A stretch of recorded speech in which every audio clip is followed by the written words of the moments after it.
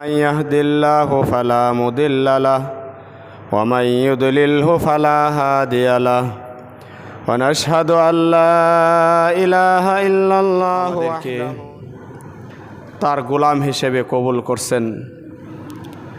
আল্লাহ রাব্বুল আলামিন তার গোলামের প্রতি রহমতের নজর দিয়ে রেখেছেন। আলহামদুলিল্লাহ।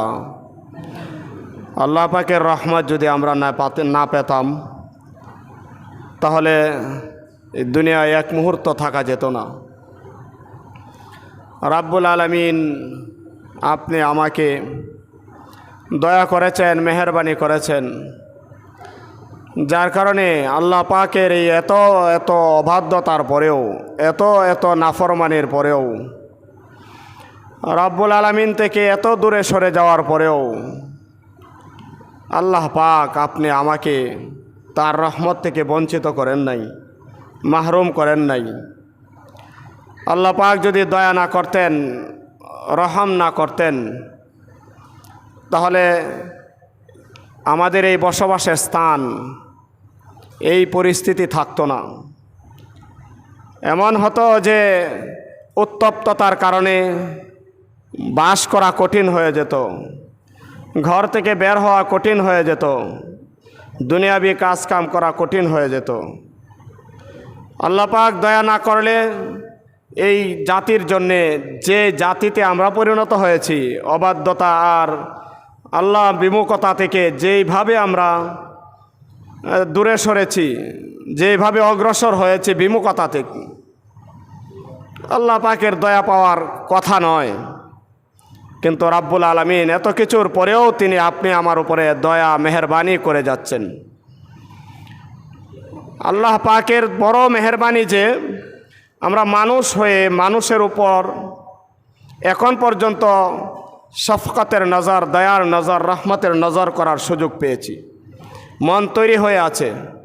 এখনও আল্লাহ পাক আপনি আমার কাছ থেকে সেই ভালোবাসা, সেই মায়া, সেই মহব্বত উঠায় নেয় নাই।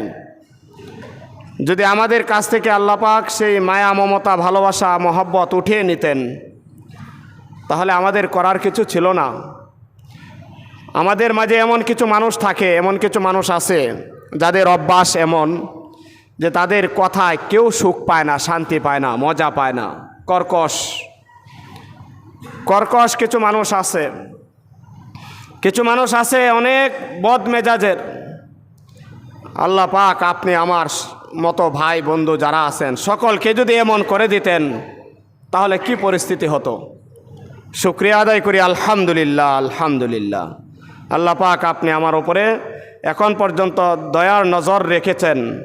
এখন পর্যন্ত তার মায়া দ্বারা, ভালোবাসা দ্বারা, রহমত দ্বারা আমাদেরকে ছেয়ে রেখেছেন, ডেকে রেখেছেন। আল্লাহ পাক আপনি আমাকে এই দুনিয়ায় মানবতা দান করেছেন, শুকরিয়া আদায় করি, আলহামদুলিল্লাহ। মানুষত্ব দান করেছেন, আলহামদুলিল্লাহ। আলোচনা হইতেছিল, গত সপ্তাহে আলোচনা হয়েছে আচার আচরণ। আপনি আমার আচার আচরণ কেমন হওয়া উচিত ছিল?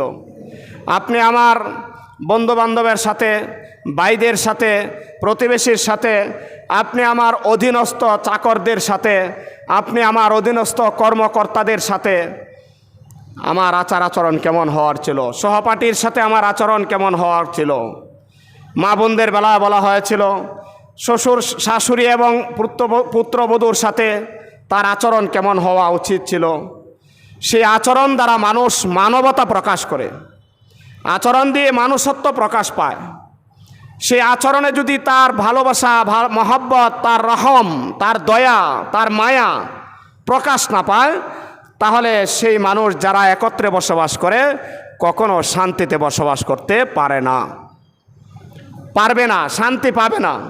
যে সংসারে মায়া মমতা নেই, মা তার মেয়েকে, পিতা তার ছেলেকে ভালোবাসে না, মহব্বত করে না, যেই সংসারে শাশুড়ি তার পুত্রবধূকে ভালোবাসে না, মহব্বত করে না, নিজের মেয়ের মতো না, শুধু মেয়ের চাইতেও বেশি মহব্বত করে না। নিজের মেয়ে তো কাছে আছে, আগে থেকেই আছে।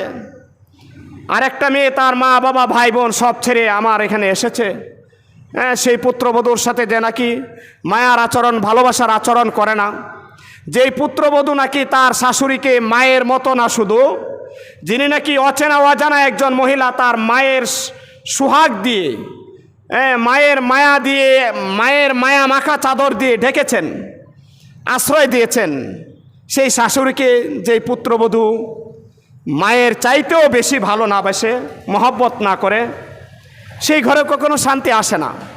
সেই ঘরে ভালোবাসা, যেই ঘরে ভালোবাসা নেই, মহব্বত নেই, মায়া নেই, দরদ নেই, দয়া নেই, রহম নেই, রহমতের ছোঁয়া নেই, সেখানে শান্তি আসতে পারে না। আলহামদুলিল্লাহ, আল্লাহ পাক আপনি আমাকে এই সব, আপনি আমাদের মাঝে সব দিয়ে রেখেছেন। কিন্তু শয়তান তো নিস্তার হয়ে বসে নাই, সে তো পিছনে লেগে আছে, সে সর্বক্ষণ লেগে আছে কিভাবে আপনি আমার মাঝে বিভিন্নভাবে রাগ উঠিয়ে, জিদ উঠিয়ে, কথার পেঁচে ফেলে, বেয়াদবির মাধ্যমে আপনি আমার মাঝে চেত উঠাইতে পারে, আপনি আমাকে চেতিয়ে দিতে পারে, যাতে আমি রাগে গুসায় তার আচার আচরণগুলো আমার কাছে যেন গ্রহণীয় না হয়। আমি যেন তার কাছ থেকে শুধু এমন এমন সব যে কোনো আচরণ সামনে আসলে এটাকে কি বলে বাইলট করে চলি, এটাকে ঘৃণার নজরে দেখি, মহব্বতের নজরে দেখি না। এই কাজে শয়তান কিন্তু সর্বদা লেগে আছে, যার কারণে দেখা যায় আপনি আমার সমাজে যারা বসবাস করি, উঠা বসা করি, বিশেষ করে একসাথে সর্বক্ষণ পারিবারিকভাবে যারা নাকি থাকে, বিশেষ করে পুত্রবধূ, দুই জাল, শাশুড়ি বউ, ননদ এবং ভাবি, এদের মাঝে দেখা যায় একসাথে থাকে, তো যার কারণে প্রায়ই তাদের মাঝে লাগালাগি লেগে থাকে। একজনেরটা আরেকজনের ভালো লাগে না, একজনেরটা আরেকজনের কাছে পছন্দ লাগে না। গ্রামের একটা কথা বলে না যে দুই ভাষণ একসাথে থাকলে বাসনে বাসনে টাক্কর লাগেই, বাসনে বাসনে টাক্কর লাগেই। আর এই সুযোগটাই শয়তান গ্রহণ করে। অথচ আল্লাহ রাব্বুল আলামিন কি বলেছেন? আল্লাহ পাক বলেন, আল্লাযীনা ইউনফিকুনা ফিস সাররাই ওয়াদ দাররাই ওয়াল কাযিমিনাল গায়যা ওয়াল আফিনা আনিন নাস। আল্লাহু আকবার। আল্লাহ পাক বলেন, ওয়াল কাযিমিনাল গায়যা ওয়াল আফিনা আনিন নাস।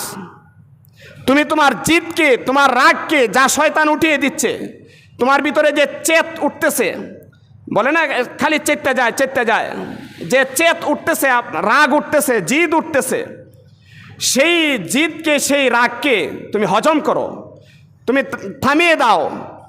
তোমার এই রাগ তোমার থেকে উঠতেছে না, তোমাকে বুঝতে হবে শয়তান আমার পিছনে বাতি মারতেছে, শয়তান আমার পিছনে লেগে আছে। আল্লাহ পাক তো আপনি আমার জন্য দয়া এমনভাবে দেখাচ্ছেন, এত এত নাফরমানির পরেও তো আল্লাহ পাক আপনি আমাকে ছেড়ে দেন নাই, আমার উপরে রাগ করেন নাই, জুলুম করেন নাই, আমার উপরে তার গজব ঢেলে দেন নাই।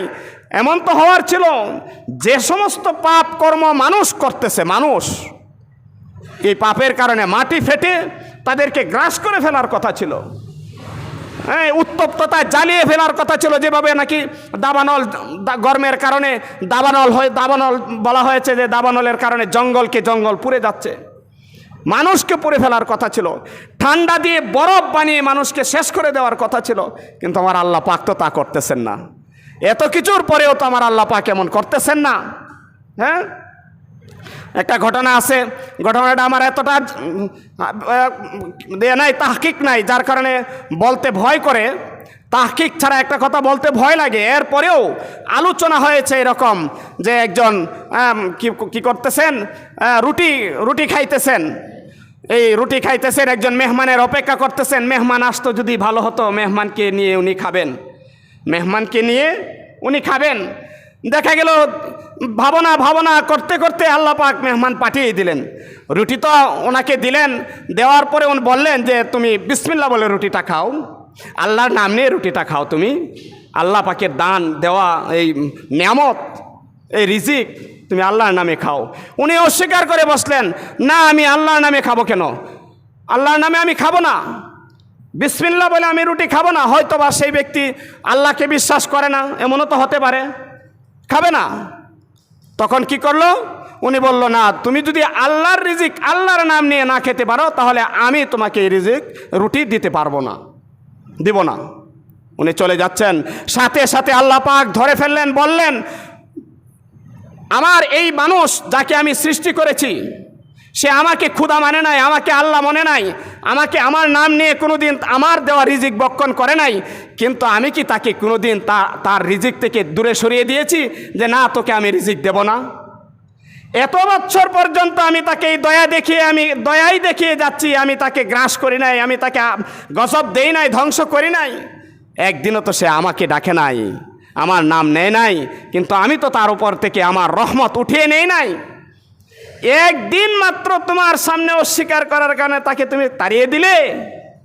হ্যাঁ, এই দয়া, এই মায়া, এই মহব্বত যতক্ষণ পর্যন্ত আমি সমাজে আমার সংসারে না দেখাবো, আমার সেই চেত আমি যতক্ষণ পর্যন্ত না থামাবো, আল্লাহ পাক বলছেন ওয়াল কাযিমিন আল গায়জ, তোমার রাগকে তুমি থামিয়ে দাও, হজম করে ফেলো, গিলে ফেলো, এই রাগকে তুমি লাথি মারো। বলা হয়েছে যখন নাকি তোমার রাগ উঠবে তখন তুমি বসে যাও, দাঁড়ানো অবস্থায় যদি রাগ উঠে তাহলে বসে যাও, দেখবে তুমি এই রাগ দিয়া কাজ করতে পারবে না। দা এনেছেন, কাঁচি এনেছেন, সেই দা কাঁচি দিয়ে আপনি কাজ করেন, কাটেন। হ্যাঁ, বলে যে তুমি এই দাকে কাঁচিকে আলমারিতে সাজিয়ে রেখে দাও, সাজিয়ে রেখে দিলে এই দা দিয়ে আর কখনো কাটাকাটি হবে না। ছুরি তৈরি করেছেন, ঘরে রেখে দাও, কাটাকাটি হবে না, মারামারিতে আসবে না। বলে যে এর চাইতেও কঠিন তোমার সেই রাগ, আগুনের চাইতেও কঠিন।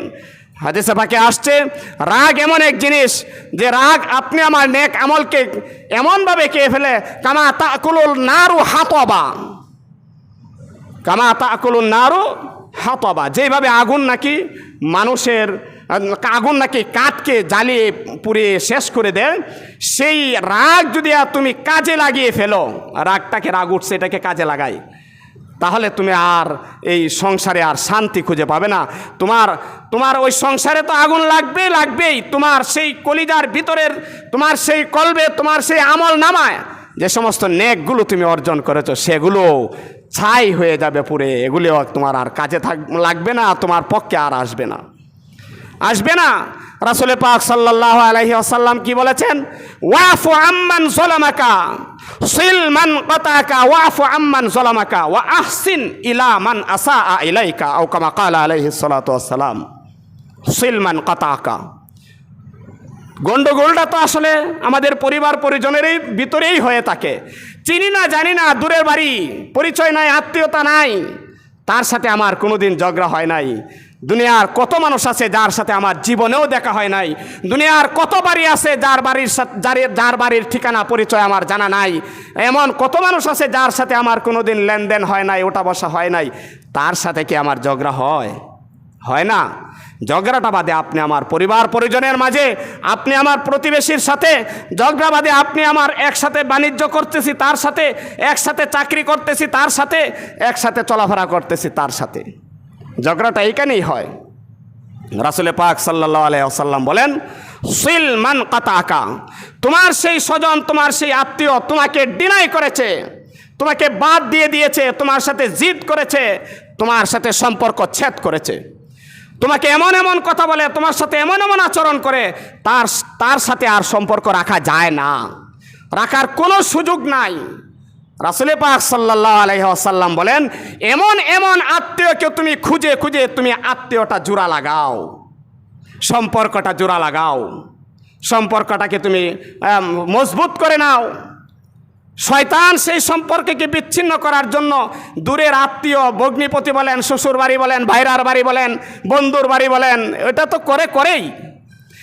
একত্রে থাকে স্বামী স্ত্রী, সবচাইতে বেশি শ্রম দেয় শয়তান তাদের মাঝে সম্পর্ককে বিচ্ছিন্ন করার জন্যে, তাদের সম্পর্কে আগুন লাগানোর জন্যে শয়তান আপ্রাণ চেষ্টা করতে থাকে। অথচ আমরা এই কথাটা বুঝতেই পারি না, আমি বুঝেই না যে এখন আমি সাদা হয়েছি, পাউডার লেগেছে, আমি বুঝতেই পারি না যে আমি এখন ধুলাবালুতে কাজ করে আমার গায়ে ময়লা লেগেছে, এটা বুঝতেই পারি না যে আমার রাগের কারণে আমার উপরে আমার এই আচরণটা রাগের কারণে হচ্ছে। আমি তো দেখা যায় রেগে যাচ্ছি, আমি এটা বুঝতেই পারি না, আমি চেতে যাচ্ছি, কথাটা বুঝতেই পারি না। বুঝতে যদি কেউ দেও, বুঝার জন্য যদি কেউ বলেও, এত রাগ করেন নাই, রাগ করতে নাই, এই চেতে নাই, বকাবকি করতে নাই, জিদ করতে নাই। বাবারা বা মুরব্বীরা বা স্বজনরা অনেকেই আশপাশেরা এসে বলার পরেও তা গ্রহণ করি না। অথচ উচিত ছিল আমাকে যাচাই করা, আমি কোন পর্যায়ে আছি, আমার উপরে কি এখন রাগ চড়াও হয়েছে কিনা, আমার রক্ত কি এখন গরম হয়ে গেল কিনা, আমি কি চেতে যাচ্ছি কিনা, আমাকে বুঝতে হবে। ডাক্তার বলে দেয় আপনার হাই প্রেশার, আপনার হার্টের দুর্বলতা, আপনাকে অবশ্যই রাগের কাছ থেকে আপনাকে দূরে সরে থাকতে হবে। রাগারাগি করা যাবে না, চেতা যাবে না, জিদ আনা যাবে না। যদি জিদ করেন তাহলে আপনার সেই রক্ত গরম হয়ে আপনার ব্রেনে অ্যাটাক করবে, আপনার ব্রেন স্ট্রোক করবে, আপনার হার্টে অ্যাটাক করবে, আপনি এগুলি আর শরীরে আর এগুলি মানাতে পারবেন না। তখন হয়তো অনেকেই তার রাগগুলোকে বুঝে যে আমার তো এখন রাগ উঠে যাচ্ছে, বা পরিবার পরিজনকে বলে যখন নাকি এই ধরনের পরিস্থিতি হয় তখন আমার যাতে রাগ না ওঠে, তখন কি করে তারা এই রাগের কাছ থেকে দূরে সরিয়ে নেয়। হ্যাঁ, রাগে যেখানে হয় এখান থেকে দূরে সরিয়ে নেয়। আমার প্রিয় মুর্শিদ শাইখুল হাদিস শফিকুর রহমান জালালাবাদী মাদ্দাজিল্লুহুল আলিয়া তিনি বলেন, তিনি আমাদেরকে বুঝিয়েছেন, যদি তোমার রাগ উঠে, কিতাবের আলোকে তিনি বুঝিয়েছেন, তোমার রাগ উঠতেছে, এর থেকে বাঁচার জন্যে তোমাকে কিছু প্রেসক্রিপশন নিজে থেকে করতে হবে। হাদিসে পাকে তো আসছে তুমি বসে যাবে, বসা অবস্থায় থাকলে শুয়ে যাবে, সেই রাগ আর অ্যাকশন করতে পারবে না, কাজ করতে পারবে না। আমার পীর সাহেব হুজুর বলেন, যখন তোমার রাগ উঠে তখন যার সাথে তোমার এই ধরনের আচরণ হইতেছে তুমি তার থেকে দূরে সরে যাও। যদি সম্ভব হয় তাহলে তাকে দূরে সরিয়ে দাও, তাকে আর কাছে রাখো না, তাকে দূরে সরিয়ে দাও, তাকে চলে যেতে দাও, অন্যকে বলো তাকে নিয়ে যেতে। যদি তা সম্ভব না হয় তাহলে তুমি অবশ্যই তার থেকে তুমি সরে যাও, দেখবে এই রাগ আর কাজ করতে পারবে না, অ্যাকশন করতে পারবে না। তুমি যখন সেই লাকড়িকে আগুন থেকে দূরে সরিয়ে দিবে, এই লাকড়ি আর আগুন খেতে পারবে না, আগুনে আর লাকড়িকে খেতে পারবে না, সে আগুন আর লাকড়িকে জ্বালাতে পারবে না। বলো তুমি তাড়াতাড়ি দূরে সরে যাও। এরপরে কি করো, তোমার রাগ থামতেছে না, তুমি তাড়াতাড়ি যাও, পানিতে যাও, অজু করো, অজু করো। তুমি অজু করবে, তোমার দেখবে তোমার রাগ, তুমি অন্যমনস্ক হয়ে গিয়েছো, তোমার অটোমেটিক রাগগুলো কমে আসবে। আল্লাহ পাক বলেন যে ওয়াল কাযিমিন আল গায়যা ওয়াল আফিনা আনিন নাস, তোমার সেই রাগকে তুমি অবশ্যই হজম করো যদি তোমার শান্তি পেতে চাও, যদি তোমার সংসারে শান্তি পেতে চাও। রাগের কারণে আপনি আমার সেই আচার আচরণ যা গত সপ্তাহে আলোচনা হয়েছিল, সেই আচরণকে এমনভাবে আমার থেকে প্রকাশ করে, আমি তো করি, কিন্তু তখন আমি আর বুঝি না আমি কি করলাম। কতজন বলে হুজুর পেস্ত লাগাই দিছি, কি করছি, তালাক তো দেলাইছি। কেন দিলেন? রাগে দিয়ে ফেলছি, বুঝতে পারি নাই। তখন তো আমার মাথা ঠিক না, রাগের কারণে আমার ব্রেন এমন হয়েছে, আমার বুঝ শক্তি চলে গিয়েছে। আপনি কি তখন বোঝা দরকার ছিল না? নিজেকেই তখন প্রশ্ন করা দরকার ছিল, নিজের গায়ে তখন মেডিকেল সায়েন্স প্রয়োগ করা দরকার ছিল। আমি যতটুকু মেডিকেল বুঝি যে আমার এই রাগের কারণে কি আমার ক্ষতি হয়ে যাচ্ছে কিনা, রাগের কারণে কি আমার হার্টে অ্যাটাক করতেছে কিনা, রাগের কারণে কি আমার ব্রেইনে চাপ সৃষ্টি করতেছে কিনা, বুঝতে হবে। নিজে যদি না বুঝি তাহলে অন্যজন যখন বুঝায়, বলে এই চেতে নাই, রাগ করতে নাই, এই বকাবকি করতে নাই, দূরে যাও, ঝগড়া ভালো না, তখন তো অন্তত বোঝা দরকার। আমাদের অবস্থা হলো এমন যে একজন ঝগড়া করতেছে, দুজনে দেখা যায় যে ধরে ফেলবে, কেউ ধরে না, একজন আরেকজনকে ধরতেছে না। সেইখানে যখন দুজনের উভয় পক্ষে দুজন তৃতীয় পক্ষ এসে দুজনকে সরিয়ে দিতে চায়, তখন তার শক্তি বাড়িয়ে যায়। আরে বাপ রে বাপ, মনে হয় যেন 5 জনকেই সিরিয়ে বিরে তাকে না খাইয়া ফেলবো। একটু আগে যে 2জন ছিলে, শুধু কেউ ছিল না তোমাকে ফিরানোর, তখন তো তুমি তাকে ধরার জন্য, তাকে করার জন্য এত শক্তি প্রয়োগ করো নাই। 5 জনেও তাকে ফিরাতে পারে না। তার মানে কি, সে বুঝতেছে আমার এখন রাগ উঠছে, এটা একটু দেখাইয়া দেই, একটু অ্যাকশনটা বুঝাইয়া দেই। সে নিজে বুঝার কারণেই তো অ্যাকশনটা দেখাইতে চাইতেছে।